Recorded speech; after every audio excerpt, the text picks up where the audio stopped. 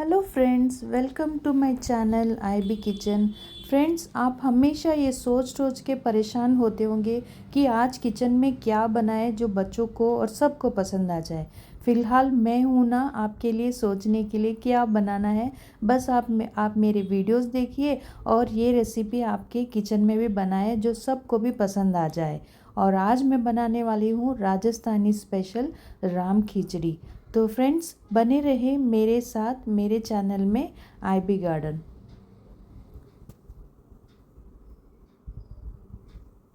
सबसे पहले मैं यहाँ पर ले रही हूँ 1 बाउल भर के राइस।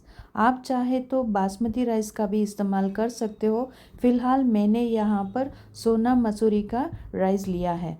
तो इस राइस को चावल को अच्छी तरह से 2 से 4 पानी से धो ले और गैस पे चढ़ा दे। तो चढ़ाने के पहले गैस का फ्लेम फुल रहे और इसके अंदर मैं डालने वाली हूँ 2 पीस दालचीनी के। काफ़ी अच्छा फ्लेवर आता है। और 3 पीस मैं ले रही हूँ लवंग के, ये भी इसी चावल में डाल रही हूँ। और फिर 2 पीस ले रही हूँ मैं यहाँ पर मराठी मग्गू, जो साउथ में काफ़ी फेमस है, सब राइस में हम लोग यूज़ करते हैं।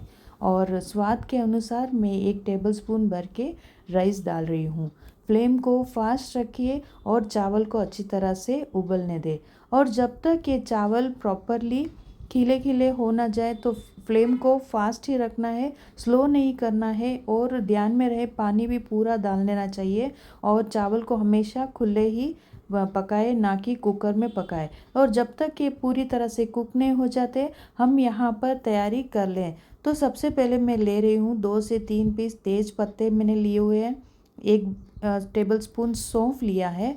यहाँ पर मैं ले रही हूँ काजू, अगर नहीं तो आप पीनट का भी इस्तेमाल कर सकते हैं। और मैं यहाँ पर ले रही हूँ 2 या 3 हरी मिर्च जो स्लिट्स की तरह पे मैंने कट कर दिए हैं।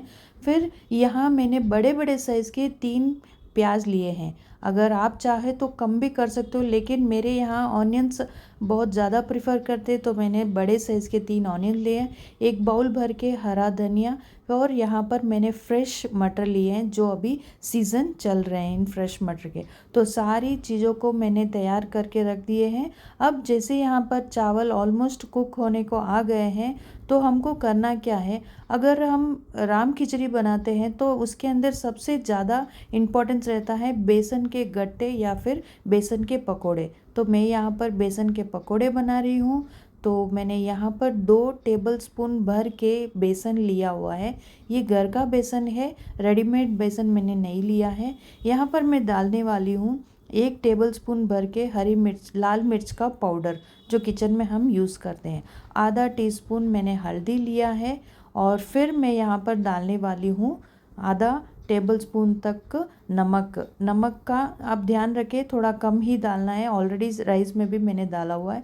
1 स्पून भर के मैंने अजवाइन लिया। अजवाइन डालने से पकोड़े में काफ़ी अच्छा टेस्ट आता है। फिर यहाँ पर डाल रही हूँ मैं थोड़ा सा इनो डालने से पकौड़ियाँ एकदम फुली फुली सी लगी। अब मैंने यहाँ पर गोल कर दिया है और इस गोल को कम से कम 10 से 15 मिनट रेस्ट पर छोड़ दीजिए। फिर आपको करना क्या है, जैसे ही चावल अच्छी तरह से उबाल आ जाते, देखिए कितने खिले खिले से है, एक दूसरे से चिपक भी नहीं रहे। ऑलमोस्ट ये डन है। अब इसका पानी हम निकाल के साइड में रख देते हैं। और यहाँ पर हमें करना क्या है, जो बेसन का गोल हमने बनाया है अच्छी तरह से फूल गया है, आप देख पा सकते हो। इसमें इनो डाला है ना। तो यहाँ पर मैंने एक कढ़ाई चढ़ा दी है और सारी पकौड़ियाँ मैं पहले निकाल देती हूँ। अब देख लेना पकौड़ियाँ का गोल कितना है, उसके अकॉर्डिंग आपको तेल लेना है। तो मैंने यहाँ पर 2 से 3 स्पून बड़े स्पून भर के मैंने तेल ले रही हूँ। 3 स्पून हो गए हैं।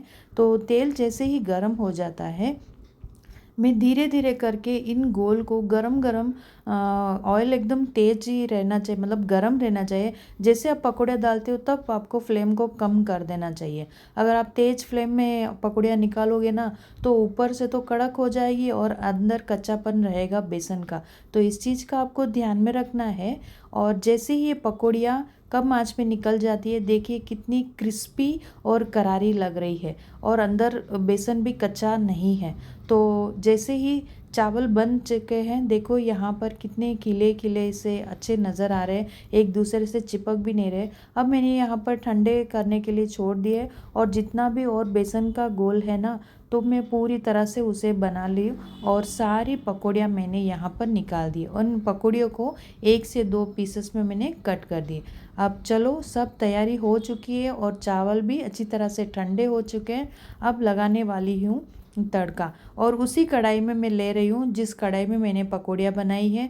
फिर मैंने फ्लेम को ऑन कर दिया है और एक एक करके हम इंग्रेडिएंट्स ऐड करने वाले हैं। जैसे ही तेल गर्म हो जाता है तो मैं डालने वाली हूँ राई अच्छी तरह से छाट ले। फिर डालने वाली हूँ जीरा, और कम आंच पे ही करना है। सारे काजू मैंने फ्राई करने हैं, लेकिन एकदम कम आंच पे रहना है। तेज कर दोगे तो काजू जल जाएंगे और काले काले नज़र आएंगे, वो नहीं चाहिए। फिर यहाँ पर जो मटर मैं डाल रही हूँ ना, इसे फ्राई करने से आपके हाथ में एक ढक का ज़रूरत रहेगी। इसे इस तरह से ढक ले, क्योंकि वो पॉप आउट होगी और कहीं आपके हाथ पे या आंखों पे उछल ना जाए, तो इस चीज़ का आपको ध्यान में रखना है। तो देखिए सारे मटर अच्छी तरह से पॉप आउट हो चुके हैं। तो अब मैं डालने वाली हूँ तेज पत्ता 2 से 3, और सौंफ डालने से भी चावल में बहुत अच्छी टेस्ट आता है, एकदम अलग ही खुशबू आ जाती है सौंफ की वजह से। 2 हरी मिर्च जो मैंने स्लिट्स करके डाली है, ये ऑप्शनल है, आप चाहे तो स्किप कर सकते हो।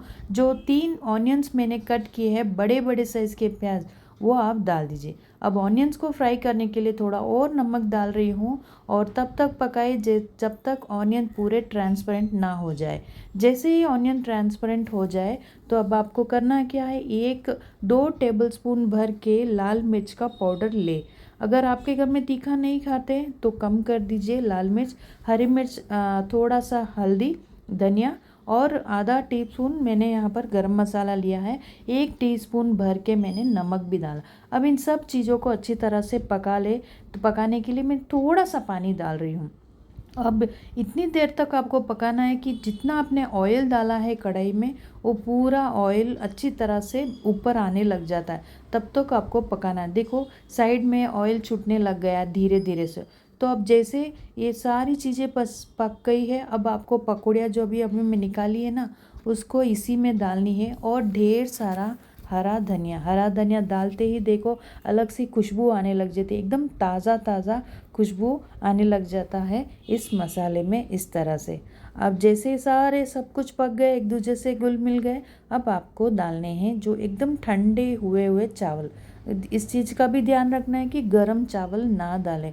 जैसे ही आप गरम चावल डालोगे इस मसाले में, तो वह दाने जो चावल के रहते हैं वो सारे टूट जाते हैं। तो चावल को अच्छी तरह से ठंडे कर ले, और कम गैस पे ही धीरे धीरे इन मसालों को और इन राइस को अच्छी तरह से मिक्स कीजिए इस तरह से। देखिए मैंने लाल मिर्च भी डाली है, फिर भी चावल लाल कलर के नहीं है। मैंने हल्दी भी डाली है, फिर भी चावल प्रॉपर येलो कलर यानी पीले चावल नहीं है ना, एकदम प्रॉपर बिरयानी यानी कि राजस्थानी राम खिचड़ी टाइप में। और चावल भी देखिए कितने खिले खिले से लग रहे हैं। कोई भी हमने प्याज, काजू और पकौड़ियाँ जो भी हमने डाली है, एक दूसरे से कहीं भी चिपके नहीं है और एकदम बिखरे बिखरे से है। और नमक आप चाहे तो स्वाद के अनुसार और भी ऐड ऑन कर सकते हो। और अगर आपके घर में तीखा खाना पसंद करते हैं तो आप हरी मिर्च, लाल मिर्च का पाउडर थोड़ा और ऐड ऑन कर सकते हो। और अगर तीखा कम खाते हैं तो मिर्ची आप एडजस्ट कर सकते हो। फ़िलहाल मैंने यहाँ पर 2 टेबलस्पून की मिर्ची का ही इस्तेमाल किया है 1 बाउल भर के राइस का, तो काफ़ी अच्छे टेस्टी आते हैं। अब इसके ऊपर मैं यहाँ पर 1 टेबलस्पून भर के देसी घी डालने वाली हूँ। देसी घी का तड़का ही कुछ और अलग ही रहता है। जैसे भी आप डालोगे, आप हर एक जायके में वो पकौड़ी का टेस्ट और घी का टेस्ट बहुत ही अच्छा एनहांस होता है घी को ऐड करने से। तो फाइनली ये देखिए बन गई है हमारी राम खिचड़ी, जिसे हम कहते हैं राजस्थानी बिरयानी। काफ़ी फेमस होती है। अगर हम राजस्थान साइड जाए ना तो बहुत ही टेस्टी और इसी तरह से बनती है। अब आप चाहे तो इसे दही के साथ, रायते के साथ या फिर आप प्लेन भी इसे सर्व कर सकते हो। हर एक जायके में पकौड़ी के साथ आप खाइए और इसका आनंद लीजिए। और इसी तरह की रेसिपीज़ देखने के लिए फॉलो कीजिए मेरे चैनल को IB गार्डन। और भी कोई भी रेसिपी का विश हो तो कमेंट बॉक्स में ड्रॉप कर देना। Bye friends.